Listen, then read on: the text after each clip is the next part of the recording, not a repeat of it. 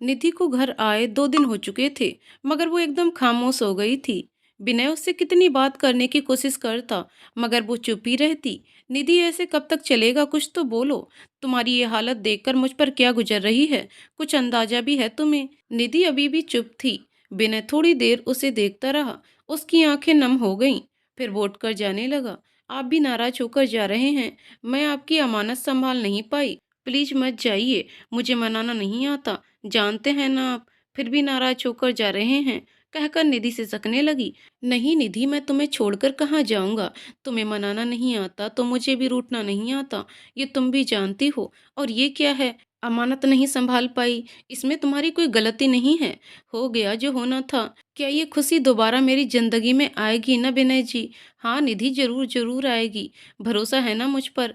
वो निधि को अपने सीने से लगाकर डॉक्टर की कही बात सोचने लगा। देखिए शर्मा जी, आप खुद एक डॉक्टर हैं। आप अपनी वाइफ की कंडीशन को समझ सकते हैं। मेंटली उनका स्ट्रेस लेवल बहुत ज़्यादा है, फिजिकली भी बहुत वीक है। ऐसे में वो अगर दोबारा 2-3 साल से पहले प्रेग्नेंट हुई तो उनकी जान को खतरा हो सकता है, या वो कभी माँ ही ना बन पाए। तो आपको ध्यान ये देना है कि कम से कम 3 साल से पहले वो प्रेगनेंसी कंसीव ना करें।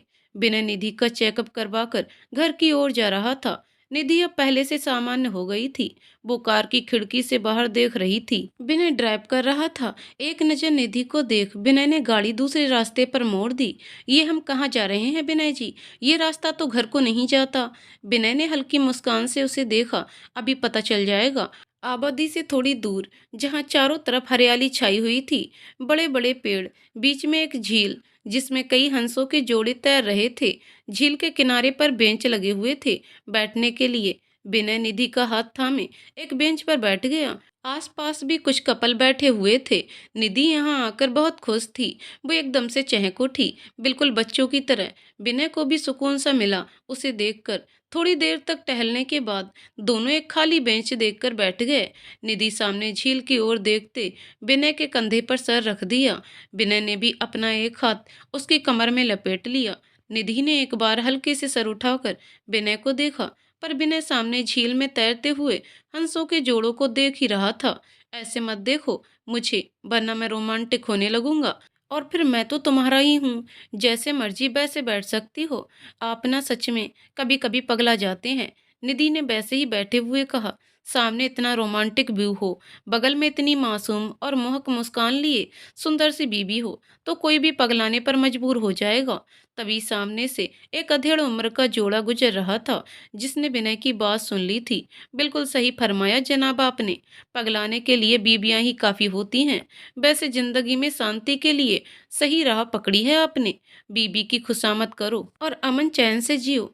क्या कहा खां साहब आपने? मैं क्या कह सकता हूँ? मैंने तो कुछ भी नहीं कहा। फिर मैं कह क्या सकता हूँ? कहने के लिए आप हैं ना हमारी बेगम। ये दोनों आपकी तरह नहीं, जो झूठी तारीफ करें। इनकी आंखों में दिखता है कि दोनों एक दूसरे को बेपनाह मोहब्बत करते हैं, और वो बिना किसी शर्त के। फिर एक महिला विनय और निधि के सर पर हाथ फेरते हुए, सच में आप दोनों बहुत ही प्यारे लग रहे हैं एक दूसरे के साथ। निधि और विनय ने उन्हें विस्मित होते हुए देख रहे थे। विनय कुछ बोल पाता उससे पहले ही खां साहब बोल उठे। अरे बेगम, दवा का वक्त हो गया है, चलिए जल्दी, और इनके स्पेशल मूवमेंट को खराब मत कीजिए। हाँ हाँ चलिए खां साहब, कहते हुए दोनों चले गए। ये लोग कौन थे विनय जी? पता नहीं, पर थे बहुत ही इंटरेस्टिंग और पॉजिटिविटी से भरपूर। दोनों एक दूसरे का हाथ थामे झील के किनारे किनारे पर टहलने लगे। निधि बस झील और हंसों में खोई थी। ये देख विनय को शरारत सूझी। उसने निधि का हाथ पकड़कर एक पेड़ की ओट में ले आया। उसने अपना एक हाथ निधि की कमर में लपेटकर खुद से लगा लिया। दूसरे हाथ से पीछे उसकी गर्दन पकड़कर उसके लबों को अपने लबों से लॉक कर दिया। ये सब विनय ने इतनी जल्दी से किया कि निधि को कुछ समझने का मौका ही नहीं मिला। और जब समझ आया, उसने आंखें बड़ी कर विनय को घूरा। विनय उसी को देख रहा था। दोनों की निगाहें मिली तो निधि का दिल धड़क उठा। उसे एक मीठी सी बेचैनी हुई। आंख नसीली होकर अपने आप बंद हो गईं, और उसके दोनों हाथ विनय के गले में हार की तरह डाल दिया। खुद को विनय के ऊपर छोड़ दिया। इतने दिनों के दर्द और गम के बाद दोनों कुछ सुकून के पल एक दूसरे के साथ साझा जी लेना चाहते थे। झील के पानी में फड़फड़ाने की आवाज से दोनों को अपनी यथास्थिति का ध्यान आया तो विनय ने उसे अलग किया, लेकिन निधि तो नजरें ही नहीं उठा पा रही थी। वो शर्म से गड़ी जा रही थी। विनय उसकी हालत समझकर मुस्कुरा दिया। ऐ निधि, अगर तुम ऐसे ही शर्माती रही तो मैं खुद को ज्यादा देर रोक नहीं पाऊंगा। विनय ने निधि को कंधे से पकड़कर उसके कान के नजदीक आकर बहुत ही धीरे से लेकिन मदहोश आवाज में कहा। उसकी सांसों की तपिश मदहोशी भरे लफ्जों से निधि एकदम से सिहर उठी। वो एकदम से कसकर विनय के गले लग गई। तुम आज भी मेरी वही 16 साल की निधि हो, जिसे शर्म से छुपने के लिए मुझ में ही समाना चाहती है। मेरी शर्मीली। तभी उसे अपने सीने पर कुछ गीला गीला महसूस हुआ। क्यों करते हैं आप इतना प्यार मुझे? मैं आपको एक ढंग की खुशी नहीं दे पाई और आप मुझे। किसने कहा तुमसे मुझे खुशी नहीं दी? निधि, मेरी जिंदगी की सबसे बड़ी खुशी तुम हो और मैं तुमसे जीता हूँ और तुम मुझ में। चलो आज तुम्हें मैं इन हंसों के बारे में बताता हूँ कि ये जोड़े में ही क्यों रहते हैं। जब ये हंस वयस्क होकर अपने लिए एक साथी चुनते हैं और जिंदगी भर उसी के साथ साथ रहते हैं, और ऐसा नर मादा दोनों ही करते हैं, अपनी पूरी ईमानदारी से दोनों एक दूसरे का साथ पल भर के लिए भी नहीं छोड़ते। लेकिन बदकिस्मती, इनका जोड़ा बिछड़ जाए तो दूसरा खुद ब खुद अपनी जान तड़प तड़प कर छोड़ देता है। इसलिए प्यार के प्रतीक चिन्ह के रूप में दो हंसों का जोड़ा ही पूरी दुनिया माना जाता है। विनय की बातों से निधि अंदर से बेचैन हो जाती है, जैसे कोई अनहोनी होनी अभी बाकी है। क्या हुआ? ऐसे क्यों डर गई? भरोसा रखो मुझ पर और खुद पर। हमारा जोड़ा कभी नहीं। निधि विनय के मुंह पर हाथ रखकर नहीं में गर्दन हिलाकर एक बार फिर से विनय के सीने से लग गई। रात हो चुकी थी। नैना का भी फोन आ गया था। दोनों अपनी गाड़ी से घर की ओर जा रहे थे। निधि की बेचैनी बढ़ रही थी, पर विनय उसे छेड़े जा रहा था। निधि ने उसे डपटते हुए ड्राइविंग पर ध्यान देने को कहा। तो तुम अपने पति को डांट रही हो? अगर मैं रूठ गया तो तुम बुलाती रहना, मैं कभी नहीं बोलूंगा, विनय नौटंकी करते हुए कहा। लेकिन उसकी बात सुन निधि सामने देखते हुए डर से, विनय जी। निधि ने आंखें खोली तो खुद को हॉस्पिटल के बेड पर पाया। उसे याद आया वो और विनय अपनी कार से घर की तरफ जा रहे थे।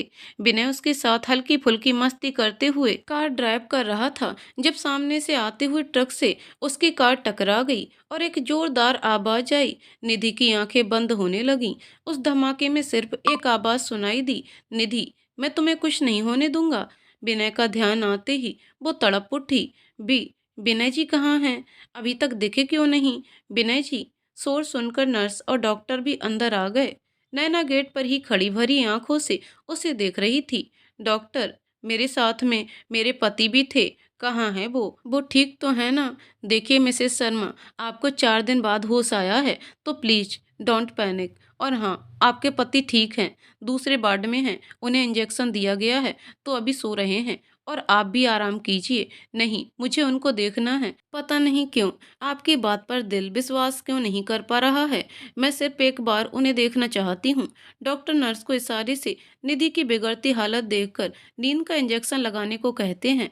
बात करते हुए ही उसकी नजर नैना पर जाती है। तब तक नर्स ने उसे इंजेक्शन लगा दिया था और वो धीरे धीरे आंखें बंद कर शांत होती चली गई।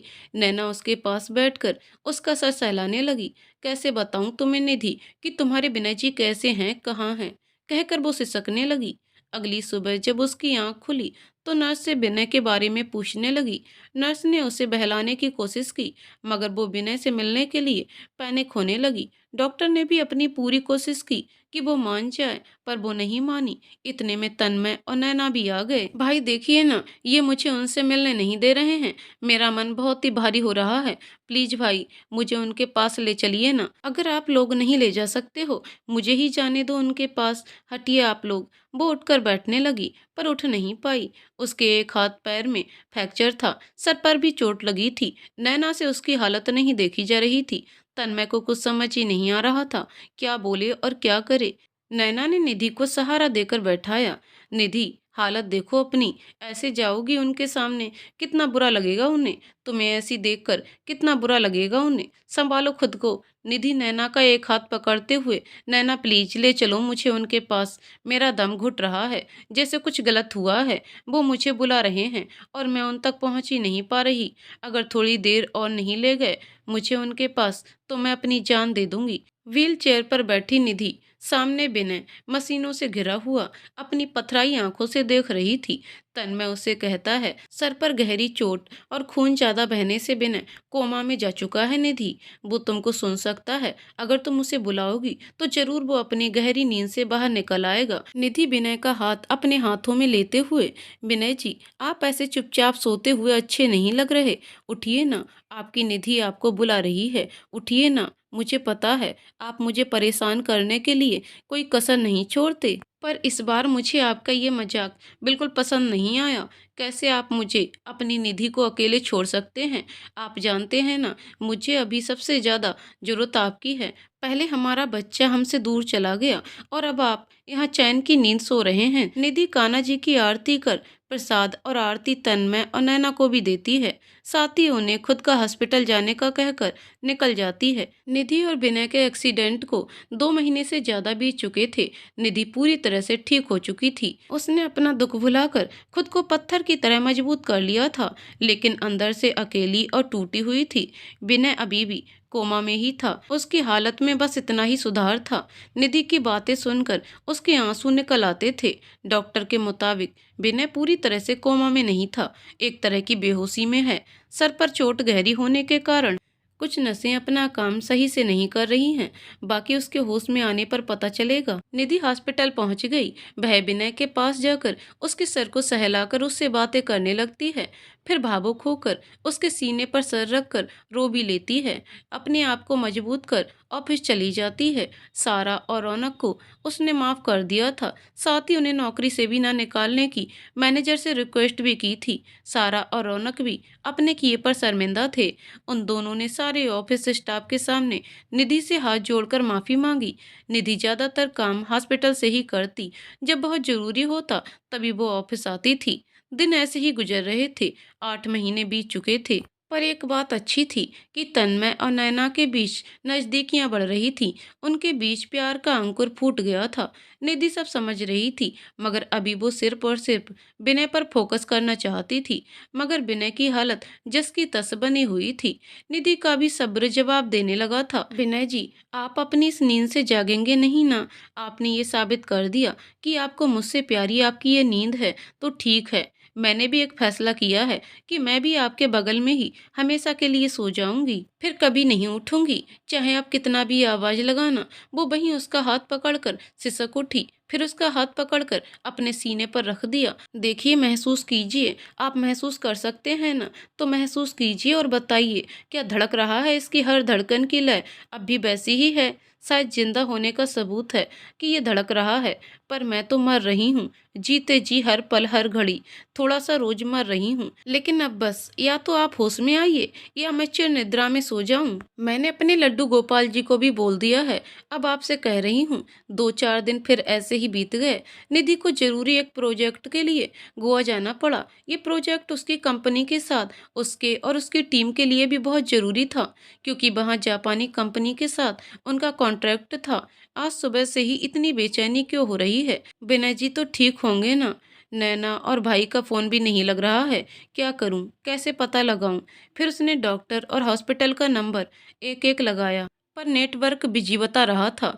पर निधि ने सोच लिया था, वो आज का प्रोजेक्ट का फाइनल टच देकर रात को ही वापस बेंगलोर के लिए निकल जाएगी। उसने शाम तक सारा प्रोजेक्ट सीईओ और सारा रौनक को समझा दिया था, क्योंकि सारा और रौनक अब पहले से बदल चुके थे। उनका ध्यान अब सिर्फ और सिर्फ अपने काम पर होता था। रौनक अब दिल से निधि की इज्जत करता था। निधि विनय के कमरे में आई तो खाली बेड देखकर लड़खड़ा गई। उसके मन में किसी अनहोनी का ख्याल आया। वो अपना सर पकड़कर जोर से चीख पड़ी, विनय जी। सुबह जब निधि की आंख खुली तो सामने नैना बैठी थी और तन्मय उसका बीपी चेक कर रहा था। भाई, वो कहाँ हैं? उनका बेड खाली क्यों है? निधि ने तन्मय को देखते ही विनय के बारे में पूछ लिया। निधि, मेरी भोली सी निधि, वो भी ठीक है, पर उनका बेड खाली क्यों है? और वो कहाँ है? अब जब वो होश में आ चुका है तो आईसीयू में क्या करेगा? तन्मय आगे कुछ बोलता, तभी एक आवाज सुनाई दी, निधि। तुम्हारा बिना यहाँ है। ये वही मनमोहक आवाज थी जिसे सुनकर निधि जी उठती थी। आज फिर से वही आवाज सुन जी उठी थी। निधि ने आवाज की तरफ देखा। विनय एक व्हील चेयर पर बैठा नम आंखों से उसी को देख रहा था। निधि ने जैसे ही विनय को देखा, वो झट से भागकर विनय के गले लग रो पड़ी। विनय ने भी उसे अपनी बाहों में भर लिया। विनय की बाहों का सहारा पाकर निधि बिखर गई। इतने महीने का जो दुख अपने अंदर समेटे हुई थी, आज वो सब निकाल देना चाहती थी। तन्मय और नैना निधि के सर पर हाथ रख बाहर आ गए। विनय एक हाथ से उसके सर को सहला रहा था और दूसरे हाथ से उसकी पीठ सहलाने लगा था।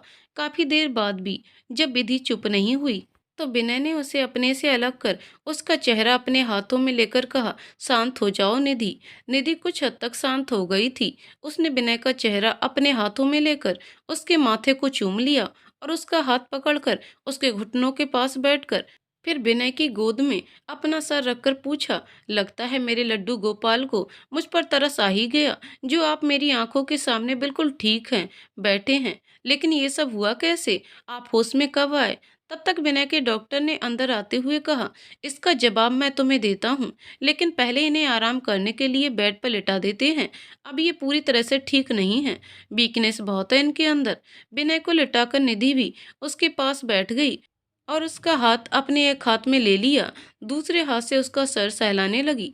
धीरे धीरे विनय सोने लगा। डॉक्टर भी उसे ड्रिप चढ़ाने और चेकअप के बाद एक टेबल ले निधि से थोड़ी दूरी बनाए रखते हुए बैठ गया और बोलना शुरू कर दिया, निधि, जैसे आपको पहले से ही पता था, विनय सब सुन और महसूस कर सकते हैं, लेकिन चाहकर भी कोमा से बाहर नहीं आ पा रहे हैं और हम लोग भी अपनी तरफ से कोई भी कमी नहीं छोड़ रहे थे और वक्त गुजरता जा रहा था। ऐसे ही उस दिन मैं इनका चेकअप के लिए इनके रूम की तरफ आ रहा था। जब मैंने आपकी बातें सुनी, आप विनय जी से बड़े ही प्यार से कह रही थी, या यूं समझ लीजिए कि उन्हें बड़े प्यार से आप धमका रहे थे।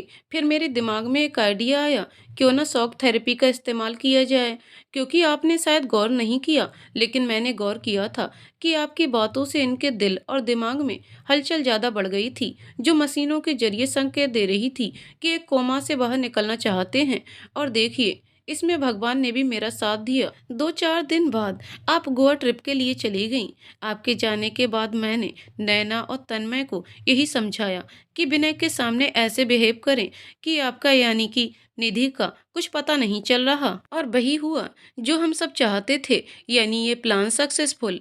4 दिन पहले रात में तन्मय आपसे बात कर रहे थे और अचानक ही फोन कट गया। उन्होंने अपना फोन चुपचाप से साइलेंट कर दिया और ऐसा दिखाया भी नहीं कि सामने जैसे आपको कुछ हो गया हो, और साथ ही कहने लगे, नहीं मिली, ऐसा कुछ भी मत करना, मैं आ रहा हूँ, मैं आ रहा हूँ, तुम कहाँ हो, बताओ तो सही। तन्मय की बातों का असर था कि थोड़ी ही देर में अपना असर दिखना चालू कर दिया और विनय जी को होश आ गया।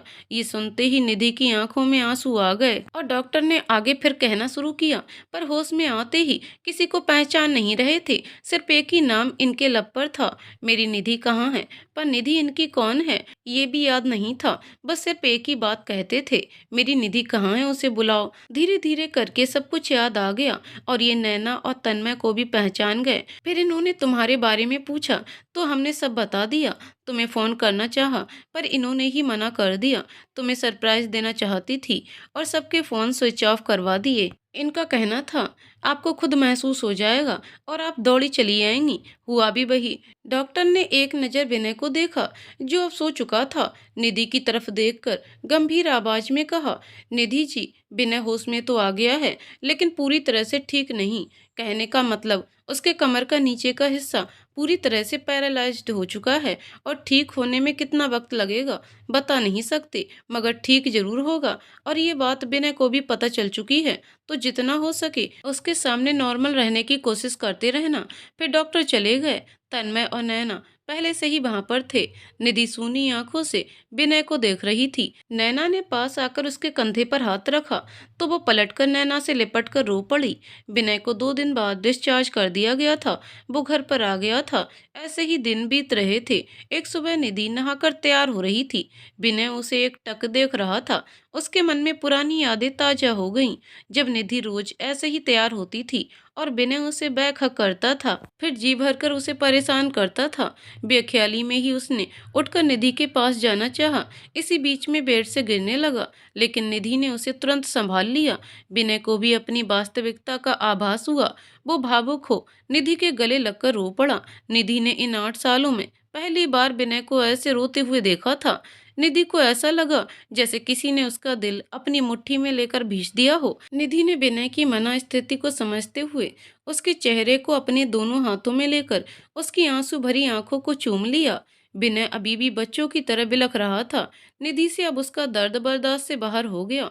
उसने अपने होठ विनय के होठों पर रख दिए। विनय थोड़ी देर ऐसे ही रहा, फिर निधि का एहसास मिलते ही उसने भी अपनी बाहें निधि पर कस लीं। विनय की बाहें कसते ही निधि सिहर उठी। इस सिहरन को विनय ने भी महसूस किया। एक बार फिर उसकी आंखों में नमी उतर गई, मगर इस बार उसने खुद को संभाल लिया और निधि के एहसास में खुद को डुबो दिया। थोड़ी देर बाद जब दोनों अलग हुए तो निधि विनय की आंखों में ही देख रही थी और विनय उसकी। निधि ने उसका हाथ अपने हाथ में लेकर उसके माथे को चूमते हुए फिर उसकी आंखों में देखते हुए, तेरा साथ है तो मुझे क्या कमी है, अंधेरों से भी मिल रही रोशनी है।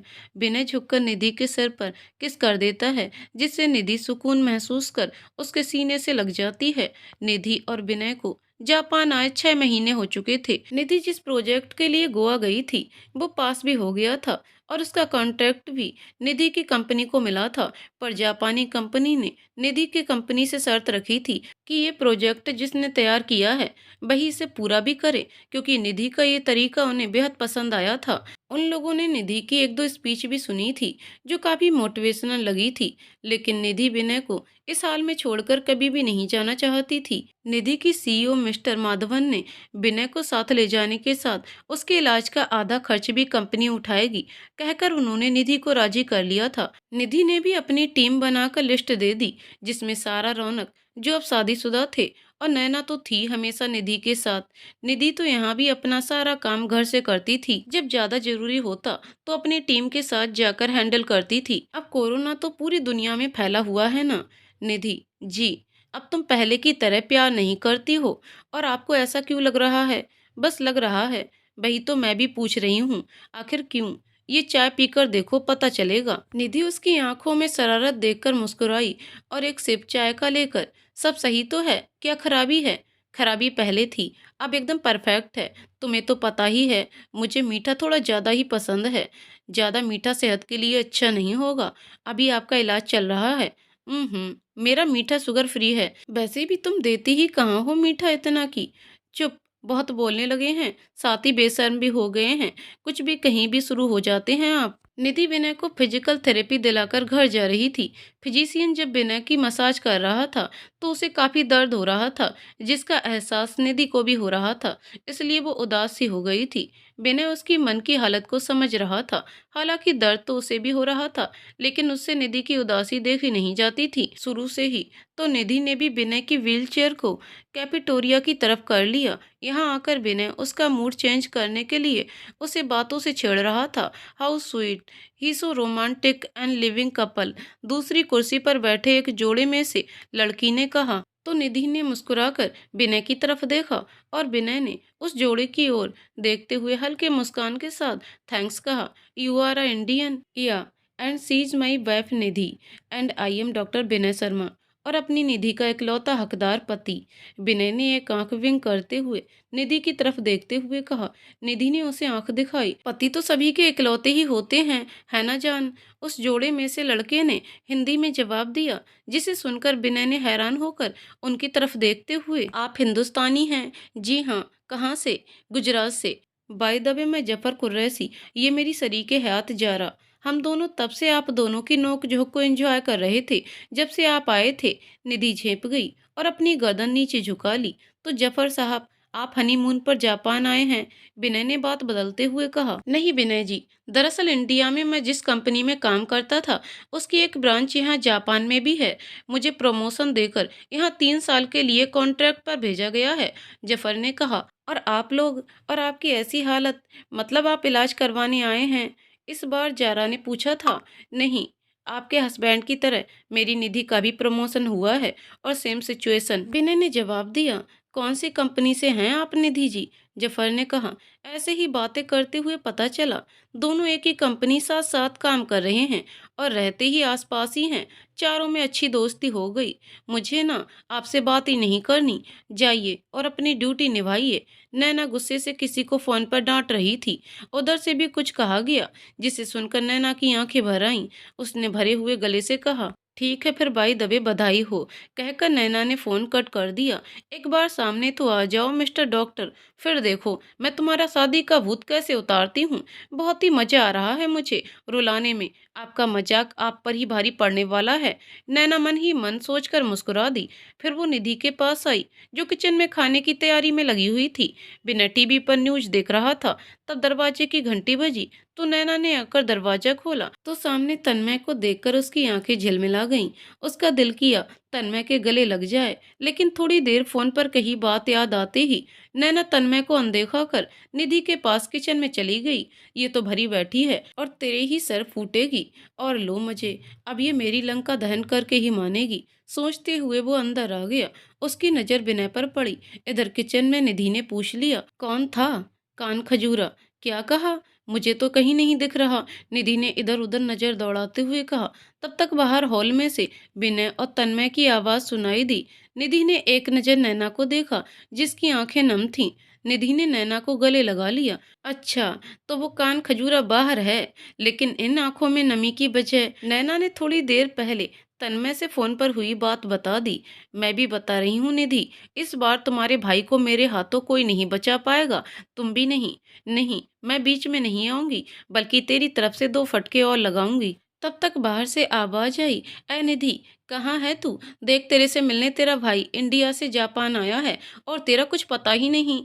भाई जापान में मुझसे मिलने नहीं, बल्कि मेरी भाभी से पिटने आए हैं।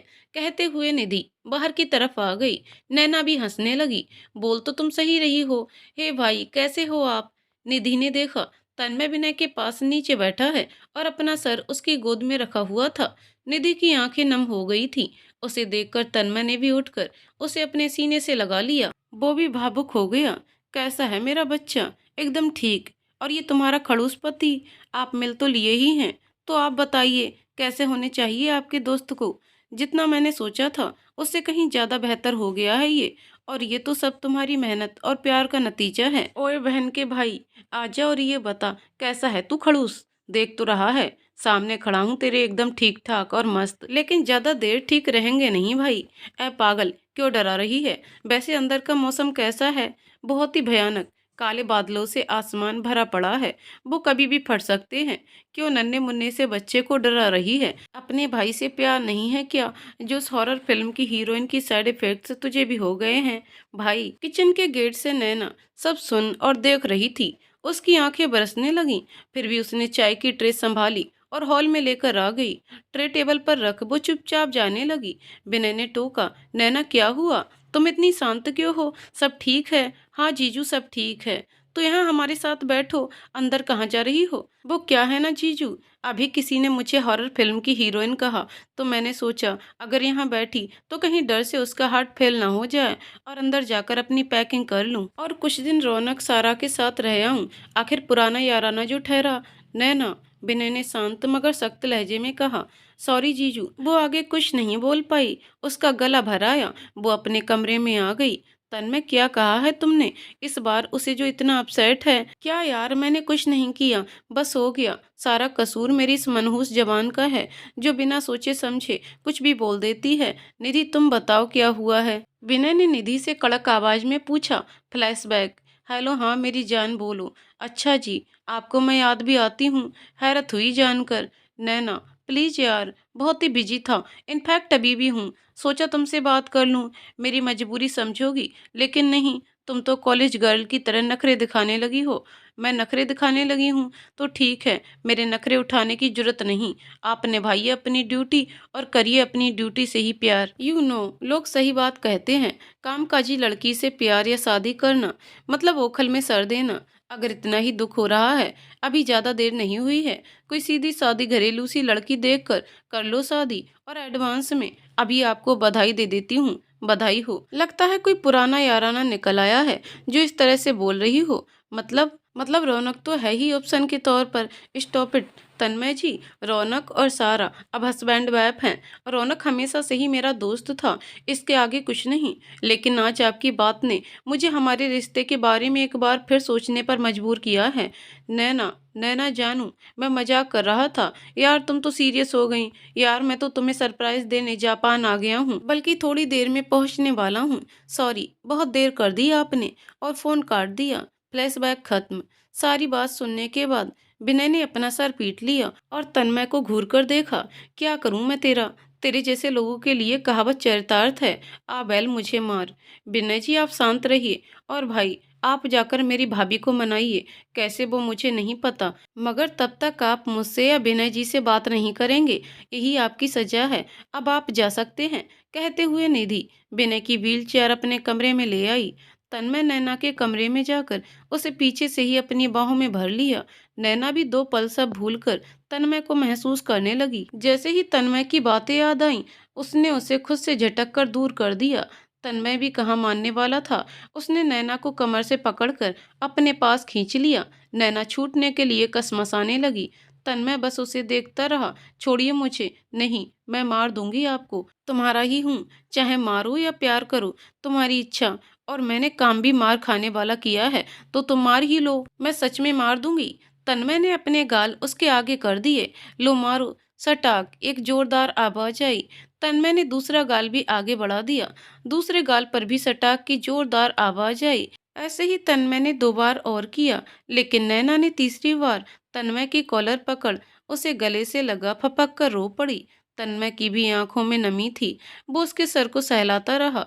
मार भी रही हो और खुद भी रो रही हो, ये क्या बात हुई भला? नैना का रोना सिसकियों में बदल गया। तन्मय ने थोड़ा तेज आवाज में कहा, नैना बस करो, बहुत हुआ रोना, बंद करो, वरना माइग्रेन का दर्द उठ जाएगा। नैना चुप हो गई। उसने तन्मय की तरफ देखा। थप्पड़ लगने की वजह से उसका चेहरा टमाटर की तरह लाल हो गया था। नैना को खुद में शर्मिंदगी महसूस हुई। उसने कसकर अपनी आंखें बंद कर लीं और जोर से अपना हाथ दीवार पर दे मारा। तन्मय ने जल्दी से उसके हाथ पकड़ अपने सीने पे दिल वाली जगह पर लगा लिया। तुम्हें खुद में शर्मिंदा होने की जरूरत नहीं है नैना। मैंने काम ही ऐसा किया है। और दूसरी बात, खुद को तकलीफ दोगी तब भी दर्द मुझे ही होगा। नैना ने अपने दोनों हाथों को छुड़ाकर उसमें तन्मय का चेहरा थाम लिया और उसके दोनों गालों को अपने होठों से छू लिया। फिर धीरे से अपने होठ उसके होठों पर रख दिए और तन्मय के एहसास को महसूस करने लगी। तन्मय ने उसे अपनी बाहों में भर लिया था। ये पहली बार था जब नैना और तन्मय इतने पास आए थे और ये उनका पहला स्पर्श था एक दूसरे के साथ। दोनों अपनी मर्यादा को भी जानते थे और अपने प्यार को पवित्र रखना भी। कुछ वक्त और ऐसे ही बीत गया। इस दौरान फिजियोथेरेपी से विनय को काफी फायदा हो रहा था। उसकी कमर और पैरों में हल्के हल्के से मूवमेंट हो रहे थे। एक दिन जफर का फोन विनय को आता है। वो उसे अपनी शादी की सालगिरह की पार्टी में इनवाइट करता है। तन्मय ने भी वहीं एक हॉस्पिटल ज्वाइन कर लिया था। 2 दिन बाद जफर जारा की पार्टी रखी थी, जहां ऑफिस स्टाफ के साथ कुछ इंडियन पड़ोसी भी थे। सब आपस में एक दूसरे से मेल जोल बढ़ा रहे थे। बाकी तीनों जोड़े, विनय निधि, तन्मय नैना, सारा रौनक, एक तरफ लगे सोफे पर बैठकर पार्टी एंजॉय कर रहे थे। सारा को वॉशरूम जाना था, तो वो नैना को लेकर वॉशरूम चली गई। रौनक भी दोनों को साथ रास्ता दिखाने के लिए पीछे से चला गया। जफर और जारा भी विनय निधि के पास आ गए। विनय ने तन्मय को उन दोनों से मिलाया। इतने में ही रौनक भी आ गया। नैना सारा ऑफिस के ही एक कपल से बात करने लगी थी, जो काफी दिनों बाद मिले थे। रौनक की नजर जैसे ही जारा जफर पर पड़ी, वो वहीं जड़ हो गया। दूसरी ओर जफर ने गुस्से से जबड़े भींच अपनी मुट्ठी कस ली। जैसे जारा अपना गुस्सा संभाल नहीं पाई और उसने रौनक को जोरदार तमाचा जड़ दिया। फिर उसकी कॉलर को पकड़कर गरजती हुई आवाज में कहा, बताइए कहाँ है हमारी छोटी? क्या किया आपने उनके साथ? कहाँ है हमारी बहन सारा? तभी निधि ने कहा, दी, सारा आपकी बहन है? हाँ निधि, सारा। सारा हमारी सगी छोटी बहन है। 5 साल से हम उसे पागलों की तरह ढूंढ रहे हैं। क्या तुम सारा को जानती हो? जारा ने रोते हुए ही कहा। निधि कुछ बोलती उससे पहले ही जफर की कड़क आवाज सुनाई दी, रोनी, तुम्हारी भाभी ने कुछ पूछा है, जवाब दो। जफर रौनक के कंधे को पकड़कर झिंझोड़ रहा था। पार्टी में सबका ध्यान अब तक इन तीनों पर चला गया था। नैना और सारा भी उसी तरफ बढ़ गईं। वहां पहुंचे दोनों का दिल धक से रह गया। रौनक का चेहरा आंसुओं से भरा, उसके गालों पर उंगलियों के निशान छपे हुए थे। अभी सारा का ध्यान जफर और जारा पर नहीं गया था। वो दौड़कर रौनक के पास आई। उसने जफर का हाथ झटक कर गुस्से से चीखी, आपकी हिम्मत कैसे हुई इन पर? आगे के शब्द उसके मुंह में रह गए। सामने जफर को देख, भाई आप यहाँ? फिर दी भी आपके साथ आई होंगी। कहाँ कहाँ है वो? सारा को पीछे अपने कंधे पर किसी का हाथ महसूस हुआ। उसने अपनी आंखें मूंद ली। दी, हाँ मैं। आज भी बिना देखे हमारे छूने से ही आप हमें पहचान गई छोटी, क्योंकि आप हमारी द ग्रेट दी हैं। दोनों बहनें एक दूसरे के गले लग खुश भी हो रही थीं, साथ ही रो भी रही थीं। रौनक एक तरफ सर झुकाए हुए खड़ा था, बाकी सब समझने की कोशिश कर रहे थे चल क्या रहा है। विनय ने इशारे से पार्टी संभालने को कहा। जफर ने जाकर माइक लेकर बोलना शुरू किया, सॉरी गैस, आप लोगों को पार्टी में बुलाकर मैं थोड़ा सा फैमिली मैटर में उलझ गया था। दरअसल आज कई सालों बाद मैं अपने भाई और उसकी वाइफ से मिल रहा हूँ, वो भी अपनी ही पार्टी में। तो मेरे साथ मेरी इस दोगुनी खुशी में शामिल हों, एंजॉय करें। केक कट किया गया, फिर खाना पीना, म्यूजिक, मस्ती, सब अपने घर जाने लगे। इस दौरान निधि, विनय और तन्मय नैना ने गौर किया कि सारा जब भी रौनक के पास जाने की कोशिश करती, जारा किसी न किसी बहाने उसे रोक देती या कोई काम बता देती। दोनों बस आंखों से इशारे करके रह जाते। नैना को उन दोनों की हालत पर तरस आ रहा था। यार ये जारा दी और जफर सर बहुत गलत कर रहे हैं दोनों के साथ। हाँ नैना, तुम सही कह रही हो। ऊपर से सारा की ऐसी हालत में ज्यादा स्ट्रेस लेना नुकसानदेह हो सकता है। निधि ने उदास होते हुए कहा। उसे पिछला याद आ गया। विनय ने उसके हाथ पर हाथ रख दिया।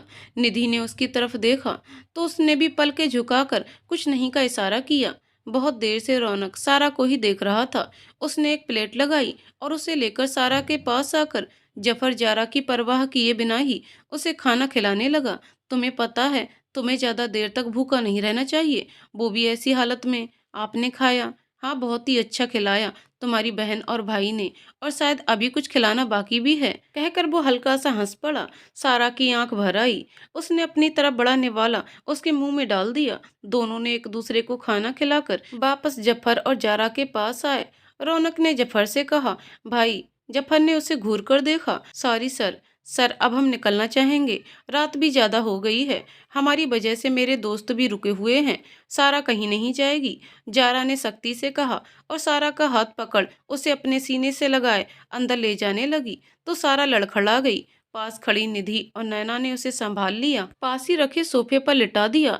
रौनक भी तब तक आ गया। उसने सारा का हाथ पकड़ना चाहा तो जारा ने उसे हाथ से झटक दिया और गुस्से में उसे पीछे धकेल दिया। सर नहीं आती, उसकी सारी जिंदगी खराब कर अब भी पीछे पड़े हो। क्या से क्या बना दिया है आपने हमारी छोटी को? चाहते क्या हैं आप? चले जाइए यहाँ से, हम संभाल लेंगे उन्हें। रौनक जारा को अनसुना कर तन्मय के पास आकर पूछा, जो अभी सारा को चेक कर रहा था।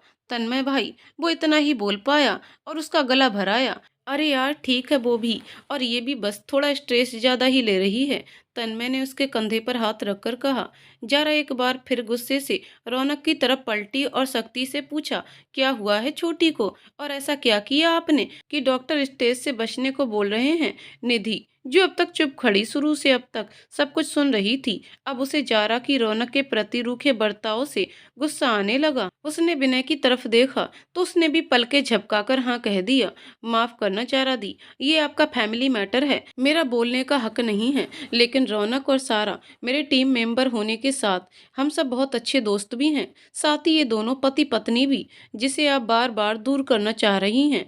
क्यों पता नहीं, इस वक्त सारा को सबसे ज्यादा जरूरत अपने पति की है, क्योंकि वो एक बलात्कारी कभी पति नहीं बन सकता। और क्यों जरूरत है उनको ऐसे जलील इंसान के प्यार और साथ की? हम हैं, हम संभाल सकते हैं उनको, जैसे बचपन में संभाला करते थे।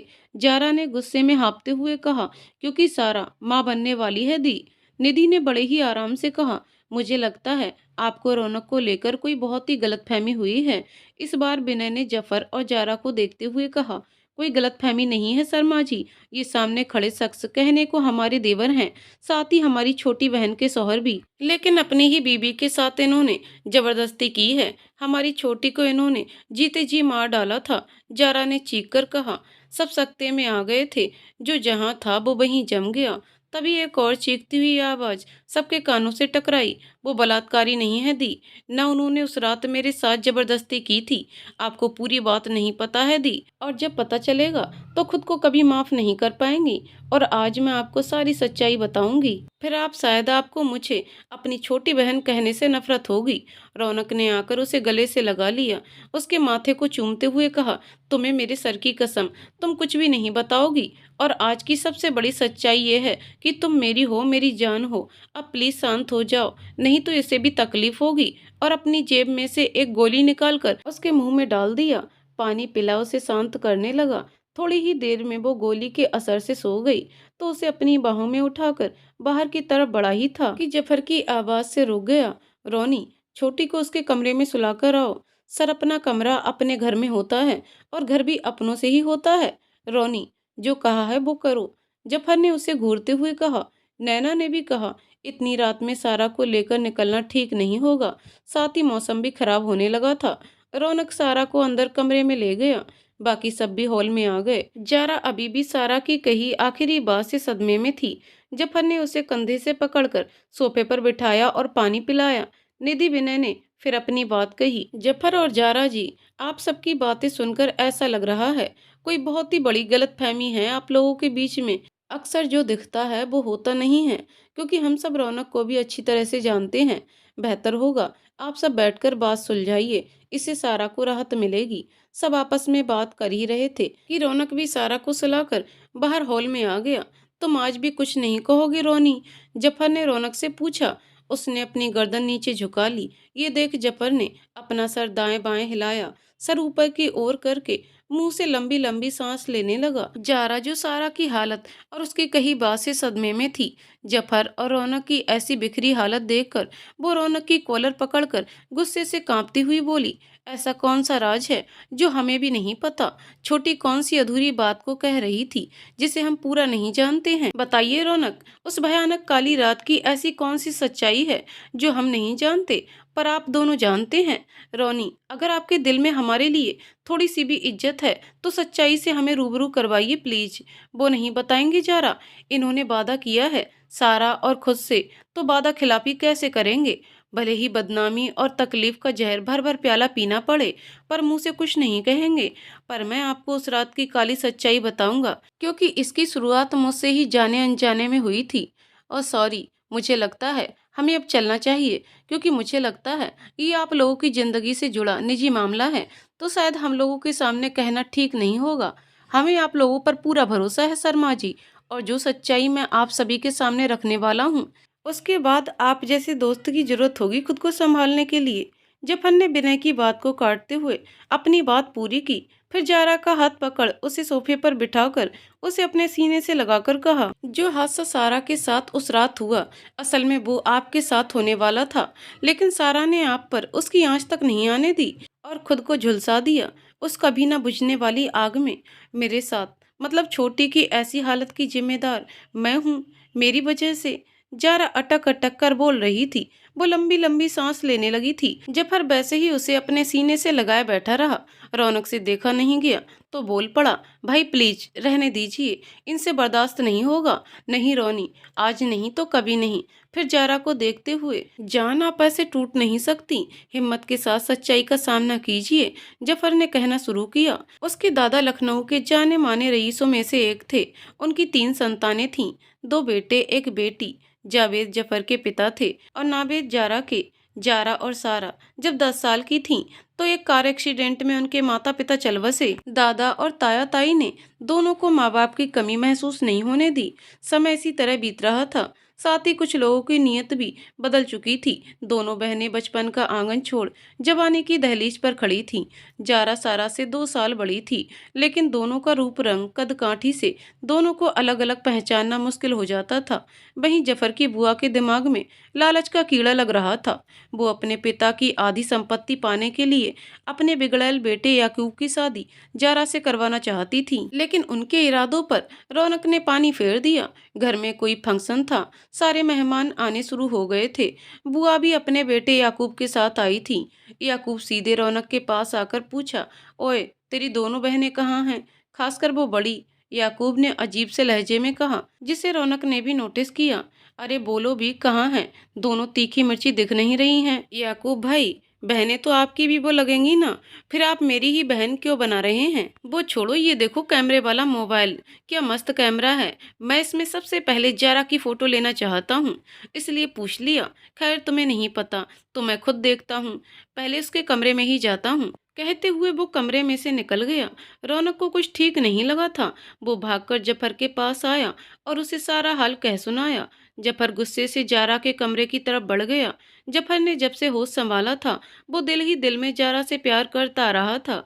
घर के बड़ों को भी उसके प्यार का एहसास था। इसलिए ही दादा ने बुआ के लाए रिश्ते को, याकूब से जारा की शादी का था, मना कर दिया था। जफर कमरे में आया तो उसका खून खौल उठा। याकूब जबरदस्ती जारा को किस करने की कोशिश कर रहा था और वो अपने आप को उससे दूर करने की कोशिश कर रही थी।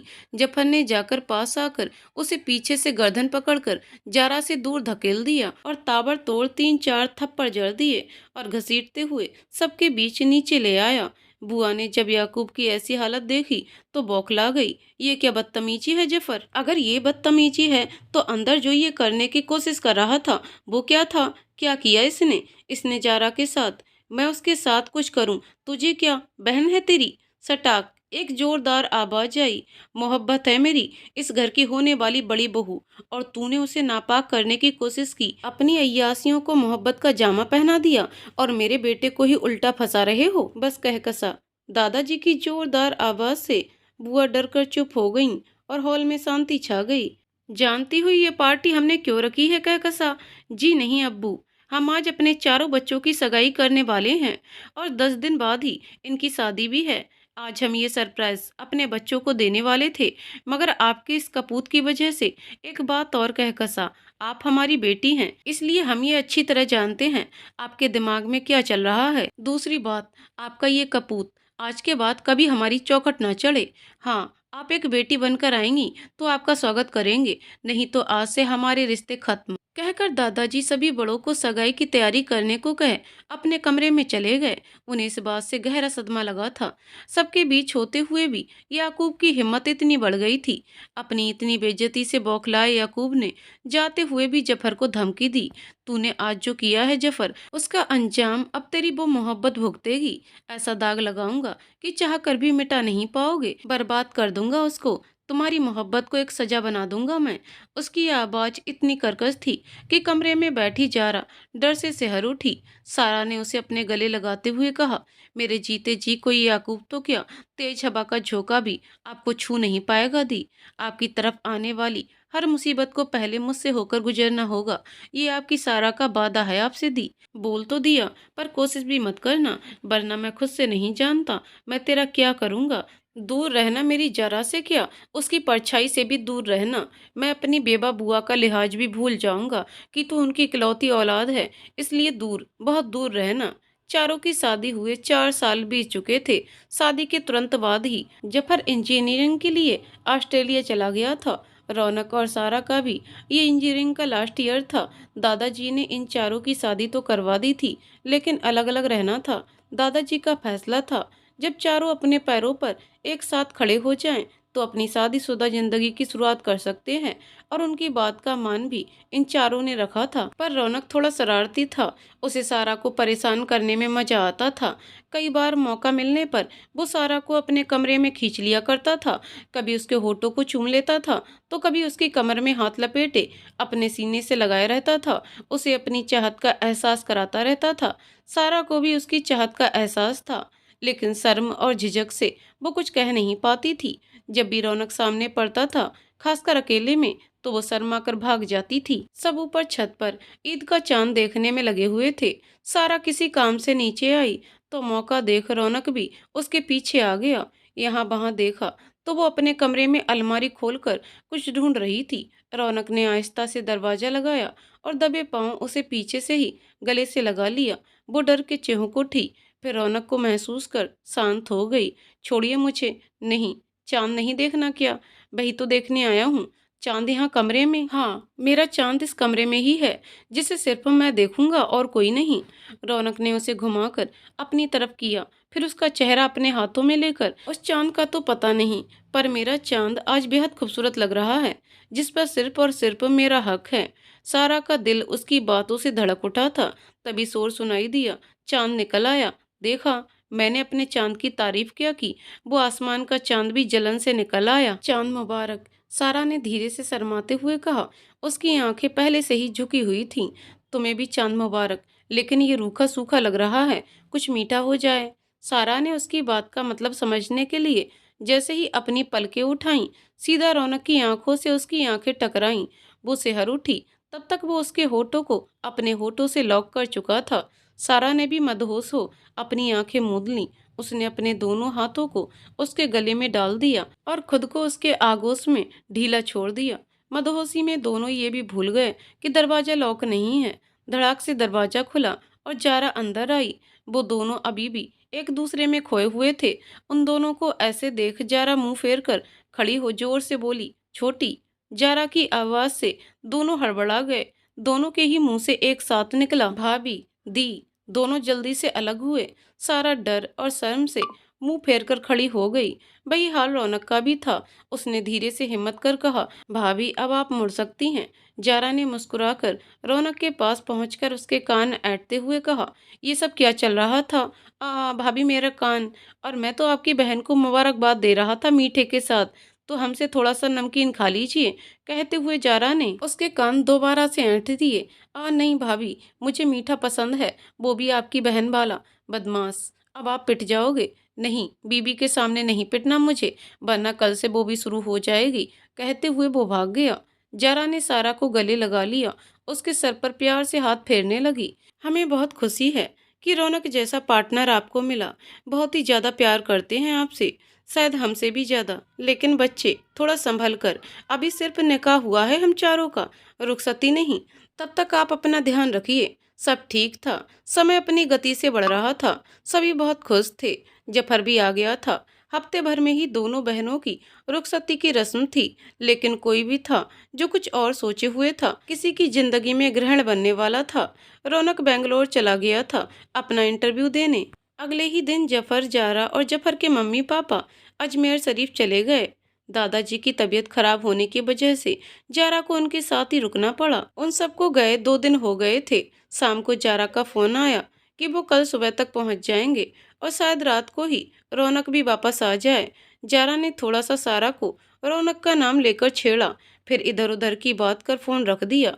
रात करीब 9 बजे दादू को दवा देकर और बाकी का काम निपटा कर सारा अपने कमरे में आई। जैसे ही उसने दरवाजा बंद किया, बाहर मौसम खराब होने की वजह से लाइट भी चली गई। इतने बड़े घर में वो अकेली थी तो थोड़ा सा डर भी गई, लेकिन जल्दी से अपने फोन फ्लैश ऑन कर मोमबत्ती ढूंढकर जलाकर वो दादू के कमरे में जाने लगी कि तभी 2 मजबूत खुदरे हाथों ने उसे पकड़कर बिस्तर पर फेंक दिया। तेज फेंके जाने से सारा के बाल उसके चेहरे को ढक गए, जिससे उसका चेहरा नहीं दिख रहा था। सारा कुछ समझ पाती या करती, तब तक वो शख्स सारा के ऊपर काबू कर चुका था। उसने सारा को काबू करने के लिए उसे 3-4 थप्पड़ लगाए। अचानक हुए इस हमले से वो संभल नहीं पाई। वो अर्ध बेहोशी की हालत में पहुंच गई। वो बेबसी पड़ी, अपने जिस्म पर किसी के हाथों को महसूस कर रही थी जो उसके कपड़े उतारने में लगे हुए थे। सारा ने अपनी सारी हिम्मत इकट्ठी कर चिल्लाना चाहा तो उसने उसका मुंह बंद कर दिया। बेरहमी से उसके शरीर पर दबाव बनाते हुए उसने कहा, कोई फायदा नहीं जारा मेरी जान, आज तुम्हें मैं अपना बना कर ही रहूंगा। जारा नाम सुनते ही सारा की आंखें फैल गईं। कहा था ना, ऐसा दाग लगाऊंगा कि चाह कर भी नहीं मिटा पाओगी।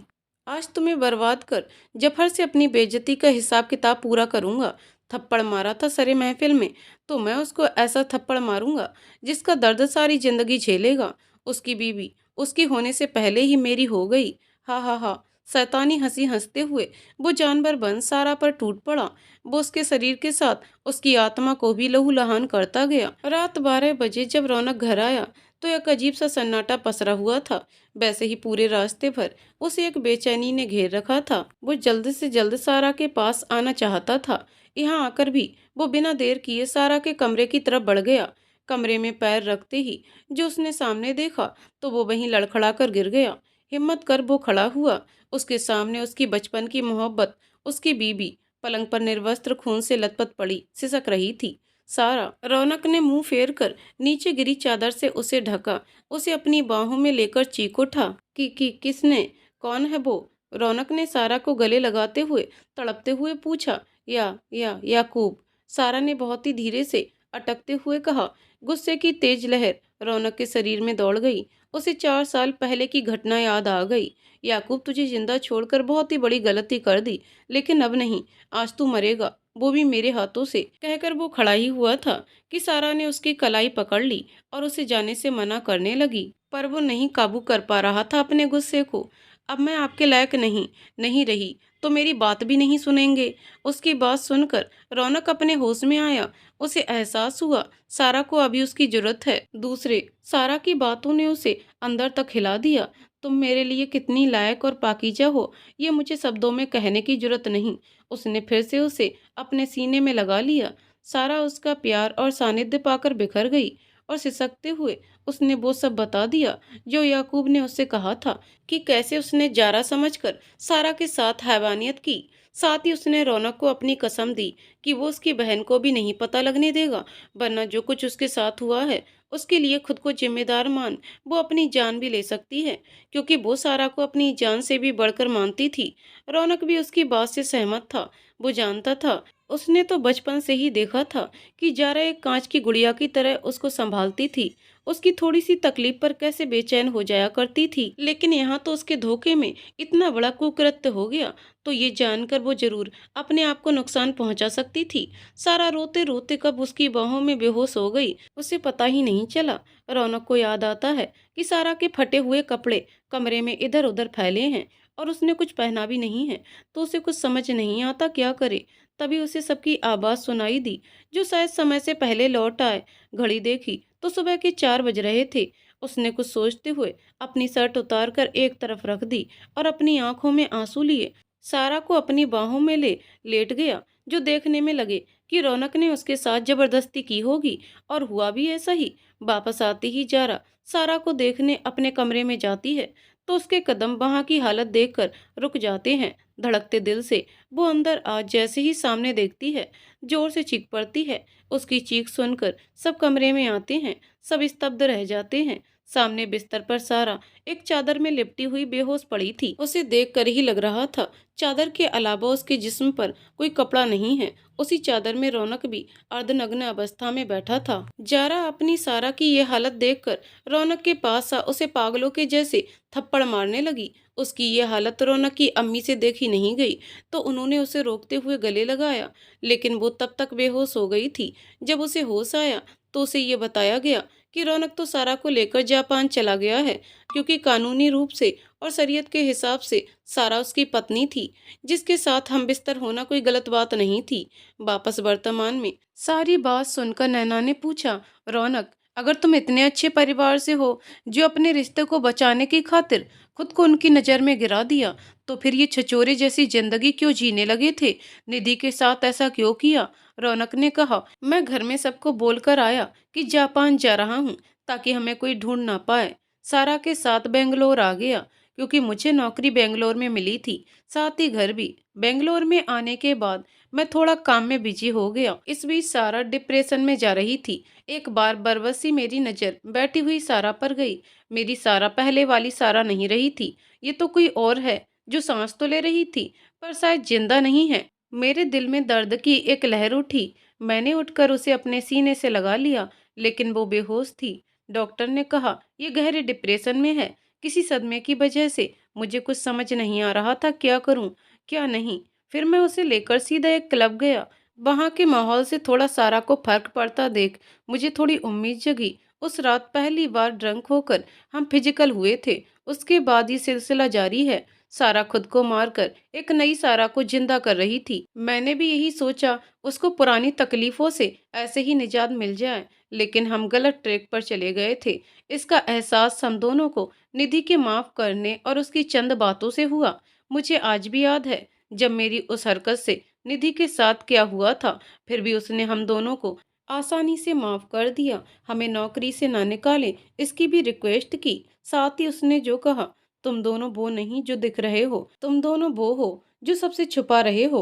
तलाशो खुद को, क्यों खुद को मिट्टी में मिला रहे हो? और सारा तुम जो बेहिसाब दर्द अंदर दबाए बैठी हो, उसे बाहर निकालो, अपने दर्द से लड़ो, उसे हरा खुद को साबित करो। मैं भी एक औरत हूँ, तुम्हारी आंखों में दर्द दिखता है, कोई गहरा जख्म है। निधि हमारी जिंदगी में नहीं आती तो मैं और सारा तो टूट चुके थे, बिखर कर कहीं गुम हो गए होते। रौनक की बात खत्म हुई, सब शांत होकर अपनी सोच में गुम थे। लेकिन विनय निधि को देख गर्व महसूस कर रहा था और पलके झपकाकर उसे शाबाशी दे रहा था। जफर जी, उस कमीने याकूब का क्या हुआ? तन्मय ने पूछा। मार डाला मैंने उसे, उसने मेरी जान पर गलत निगाह डाली और मेरी गुड़िया सारा को हाथ लगाया। मेरे रहते मेरे भाई को अनाथ कर दिया, उसे जिंदा कैसे छोड़ता, इसलिए मार दिया सबके सामने, कहकर जफर ने रौनक का कंधा थपथपाया। रौनक उसके गले लग फपक पड़ा। जारा ने भी हाथ जोड़कर रौनक से माफी मांगी।